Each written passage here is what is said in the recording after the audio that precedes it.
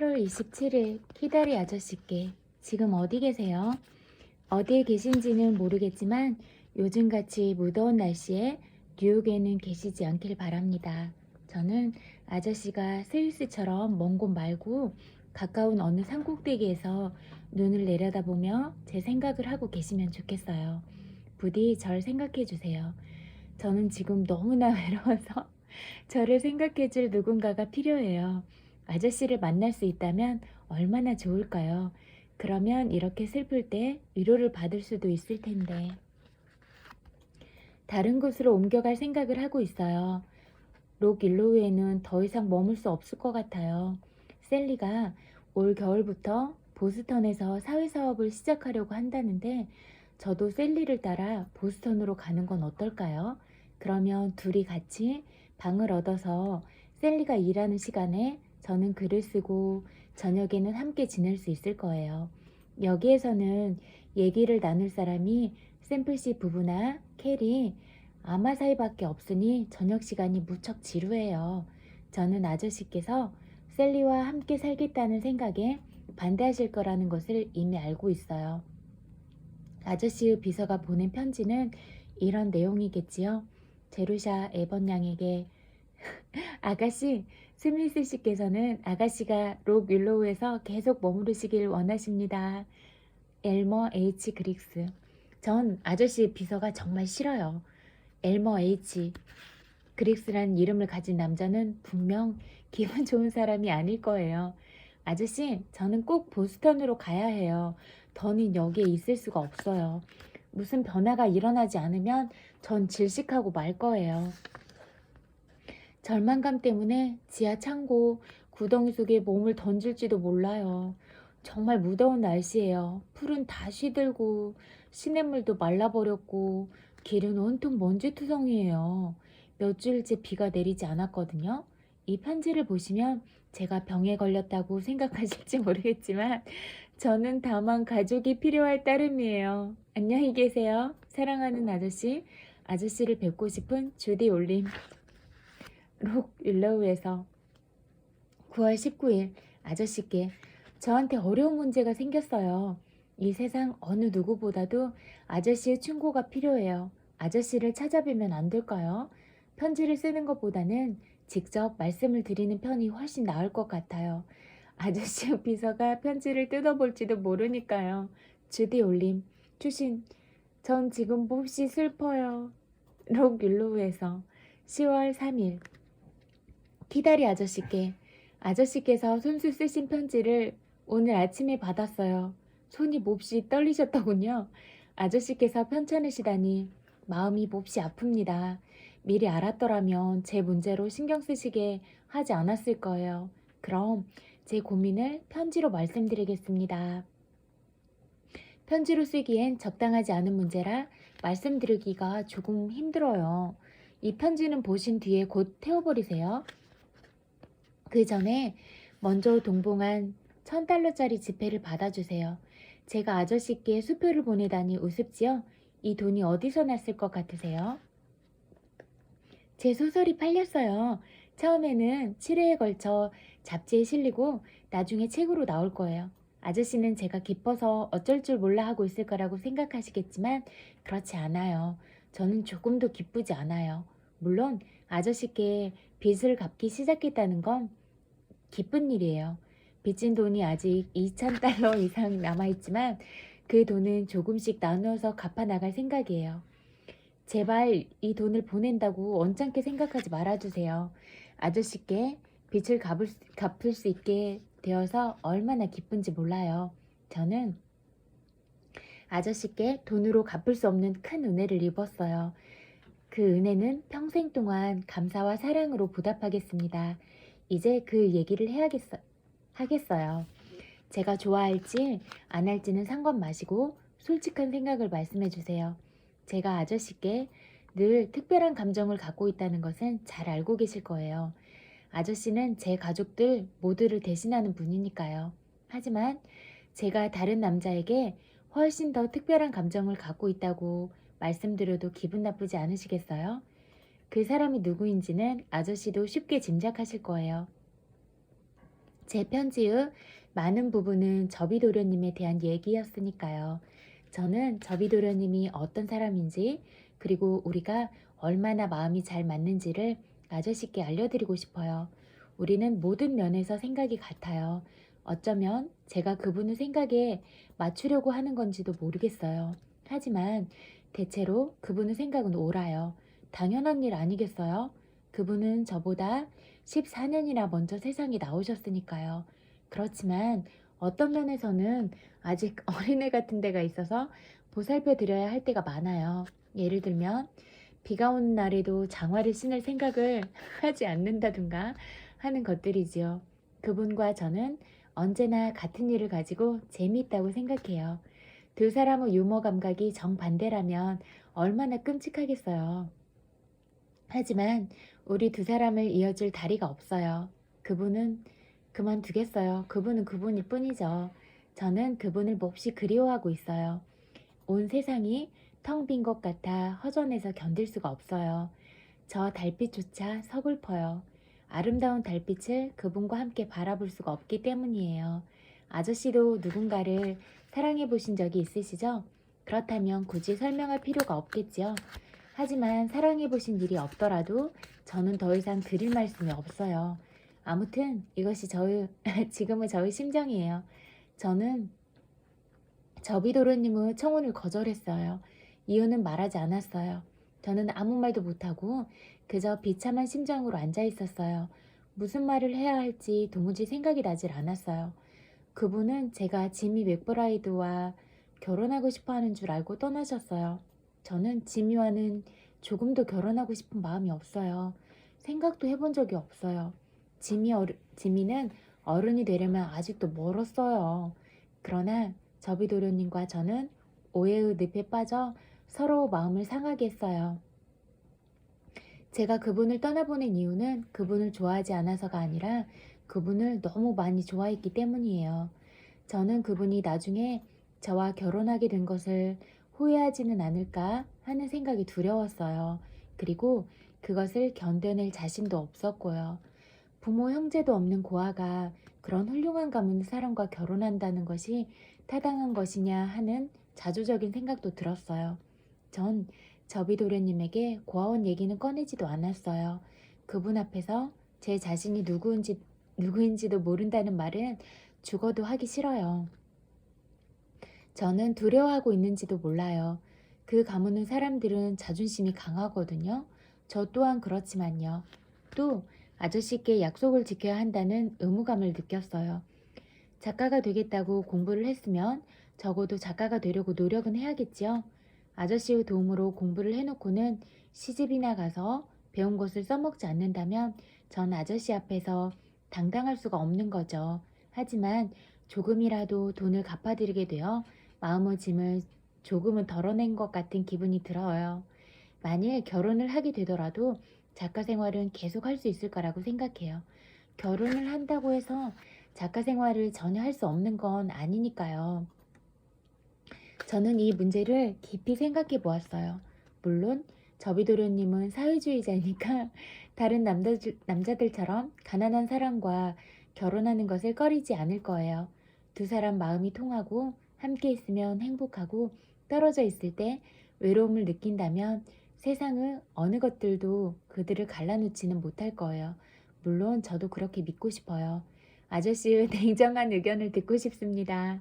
아저씨도 훌륭한 가문에 속한 분이실 테니 동정이 아니라 현실적으로 이 문제를 생각해 주세요. 이런 문제를 아저씨께 털어놓다니 제가 참 용감해졌죠? 저비도련님에게 청혼을 거절한 것은 지미 때문이 아니라 제가 고아원 출신이었기 때문이었다고 고백하면 어떨까요? 하지만 두려워요. 그 사실을 말하려면 엄청난 용기가 필요할 것 같아요. 그렇게 하느니 차라리 평생을 비참하게 사는 편이 나을지도 모르겠어요. 그 일이 있은 지 2달이 다 되었어요. 그분은 떠난 뒤로 아무런 소식도 없어요. 시련의 아픔이 겨우 가라앉을 무렵 줄리아에게서 온 편지는 또다시 저를 온통 흔들어 놓았어요. 편지는 저비도련님이 캐나다에 사냥 갔다가 폭풍우를 만나 밤새도록 비를 맞고는 폐렴에 걸려 앓고 있다는 내용이었어요. 저는 그런 일이 있었는지 전혀 몰랐어요. 그분이 말 한마디 없이 떠났기 때문에 기분이 상해 있었어요. 그분은 지금 몹시 불행하신 것 같아요. 저도 마찬가지고요. 어떻게 해야 좋을까요? 주디 올림. 10월 6일. 사랑하는 키다리 아저씨께 그럼요. 꼭 찾아뵐게요. 다음 주 수요일 오후 4시 반에요. 물론 길은 찾을 수 있어요. 뉴욕에는 3번이나 가보았고 이제 어린애도 아니잖아요. 아저씨를 만난다는 게 믿어지지 않아요. 오랫동안 아저씨를 머릿속으로 그려보기만 했기 때문에 아저씨가 살과 피로 만들어진 살아있는 사람이라고 생각되지가 않았거든요. 아저씨 몸도 불편하신데 제 일을 걱정해 주셔서 정말 감사합니다. 감기에 걸리지 않도록 조심하세요. 가을비는 축축하니까요. 사랑하는 주디로부터. 주신, 갑자기 걱정거리가 생겼어요. 아저씨 댁에도 집사가 있겠지요? 전 집사가 무서워요.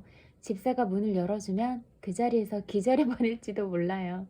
집사에겐 뭐라고 말해야 하나요? 아저씨는 이름을 가르쳐 주지 않으셨잖아요. 스미스 씨를 뵈러 왔다고 하면 될까요? 목요일 아침, 나의 사랑하는 접이 도련님이자 키다리 아저씨, 펜틀턴 스미스님께 어젯밤에는 잘 주무셨는지요? 전 한 잠도 못 잤어요. 너무나 놀랍고 흥분돼서 어찌할 바를 몰랐어요. 그리고 정말 기뻤어요. 다시는 잠을 잘 수도 먹을 수도 없을 것 같아요. 하지만 당신은 잘 주무셨기를 바랍니다. 그래야만 빨리 병이 나아서 저를 만나러 오실 수 있을 테니까요. 당신이 그렇게 많이 아팠는데도 저는 아무것도 모르고 있었다니 그 생각만 하면 가슴이 너무 아파요. 어제 의사 선생님이 택시를 태워주려고 내려오셔서 지난 사흘 동안 당신은 가망이 없었다고 말했어요. 내 사랑, 만약 그런 일이 일어났다면 이 세상은 제게 아무런 의미도 없는 곳이 되었을 거예요. 먼 훗날 언젠가는 우리 둘 중 한 사람이 먼저 세상을 떠나게 되겠지요. 그러나 그때는 행복했던 시간을 추억하며 살아갈 수 있을 거예요.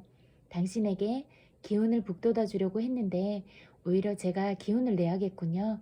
저는 지금 더할 나위 없이 행복하지만 그만큼 심각하기도 해요. 당신에게 무슨 일이 생길지도 모른다는 두려움이 마음속에 검은 그림자로 드리워져 있어요. 지금까지는 제게 소중한 것이 아무것도 없었기 때문에 저는 아무것도 잃어버릴 걱정이 없었어요. 그러나 이제는 평생 동안 큰 걱정거리를 안게 되었어요. 당신이 밖에 나가 있으면 자동차 사고가 나지 않을까, 당신 머리 위로 간판이 떨어지지 않을까, 병균이 있는 음식을 먹진 않을까 하고 걱정하게 될 거예요. 제 마음의 평온은 영원히 사라져 버리겠죠? 그렇지만 저는 원래부터 밋밋한 평화는 좋아하지 않아요. 부디 빨리 건강을 되찾으세요. 당신을 가까이에서 만져보고 당신이 살아있는 사람인지 확인하고 싶어요. 겨우 30분밖에 같이 있지 못했다니 꿈을 꾼 게 아닌가 싶어요. 제가 당신의 먼 친척이라도 된다면 매일 당신에게 가서 큰 소리로 책도 읽어드리고 베개도 똑바로 놓아드리고 당신 이마에 잡힌 잔주름 2줄도 펴드리고 입가에 밝은 미소를 짓게 해드릴 수 있을 텐데 말이에요. 이제 다시 기운을 차리신 거죠? 어제 제가 떠나기 전에는 그렇게 보였어요. 의사 선생님은 제가 온 뒤로는 당신이 10년은 더 젊어 보인다며 저더러 훌륭한 간호사라고 하셨어요. 누구나 사랑에 빠진다고 10년이나 젊어진다면 그건 좀 곤란한 것 같아요. 제가 11살밖에 되지 않은 여자아이가 되어버린다면 사랑하실 수 있겠어요? 어제는 제 생애 최고의 날이었어요. 제가 99살까지 산다고 해도 어제 일을 결코 잊을 수 없을 거예요. 새벽에 록 윌로우가 떠났던 주디가 밤에는 완전히 딴 사람이 되어서 돌아왔으니까요. 어제 새벽 4시 반에 샘플 부인이 저를 깨워주셨어요. 잠이 깨어 머릿속에 가장 먼저 떠오른 생각은 키다리 아저씨를 만나러 간다는 것이었어요. 부엌에서 촛불을 켜놓고 아침 식사를 한 뒤 눈부시게 아름다운 10월 아침을 뚫고 역까지 8km를 달려갔지요. 가는 도중에 태양이 떠올랐어요. 단풍나무와 산딸기 나무는 진홍빛과 주황빛으로 불타고 있었고 돌담과 옥수수 밭에는 서리가 내내 반짝거렸어요. 공기는 차고 맑았으며 저는 기대에 부풀어 있었지요. 뭔가 좋은 일이 생길 것 같은 예감이 들었어요. 기차를 타고 가는 동안에도 철로는 너는 키다리 아저씨를 만날 거야 라고 노래를 불렀어요. 전 마음이 놓였어요. 아저씨는 일을 올바로 되돌리실 거라는 믿음이 있었거든요. 그리고 아저씨보다 더 사랑하는 누군가가 어디에선가 저를 보고 싶어 한다는 것을 느낄 수 있었어요. 그리고 돌아오기 전에 그 사람을 만날 것 같은 예감이 들었어요. 그 예감은 들어맞았어요. 메디슨 거리에 있는 당신의 집에 다다랐을 때 집이 워낙 크고 으리으리해서 들어갈 용기가 나질 않았어요. 그래서 마음을 안정시키려고 주위를 한 바퀴 돌았지요. 하지만 조금도 두려워할 필요가 없었어요. 집사가 아주 친절하게 대해주어서 금세 마음이 편해졌거든요. 에번 양이십니까? 그분이 이렇게 물었어요. 예, 저는 스미스 씨를 만나러 왔다고 말할 필요가 없었지요. 집사는 저에게 응접실에서 기다리라고 했어요. 저는 크고 어두컴컴한 응접실을 커다란 의자 끝에 앉아 자신에게 이렇게 중얼거렸어요. 키다리 아저씨를 만난다. 키다리 아저씨를 만난다. 잠시 뒤 집사가 저를 서재로 안내해 주었어요. 저는 너무나 가슴이 뛰고 다리가 후들거려서 걸음을 옮길 수가 없을 정도였어요. 문 앞까지 당도하자 그분은 이렇게 속삭였어요. 주인님은 많이 편찮으십니다. 오늘 처음으로 자리에서 일어나도 좋다는 허락을 받았습니다. 주인님께서 흥분하시면 안 되니 너무 오래 계시지 않도록 하십시오. 그분은 말투에서 그가 당신을 사랑한다는 것을 알 수 있었어요. 참 좋은 사람이에요. 그러고 나서 집사는 문을 두드리고 에번약입니다 라고 말했어요. 제가 안으로 들어가자 문이 닫혔지요. 밝은 곳에 있다가 방 안에 들어가니 아무것도 보이지 않았어요. 잠시 뒤 벽난로 앞에 놓인 커다란 안락의자와 반들거리는 탁자와 그 옆에 놓인 작은 의자가 보였어요. 그리고 한 남자가 무릎에 담요를 덮고 베개를 받친 채 커다란 의자에 앉아있는 것이 보였지요. 제가 말릴 틈도 없이 그분은 비틀거리며 몸을 일으키더니 의자에 기대어 아무 말 없이 저를 바라보고만 있었어요. 바로 그 순간 그분이 당신이라는 걸 알았어요. 그때까지도 전 아무것도 알아차리지 못했어요.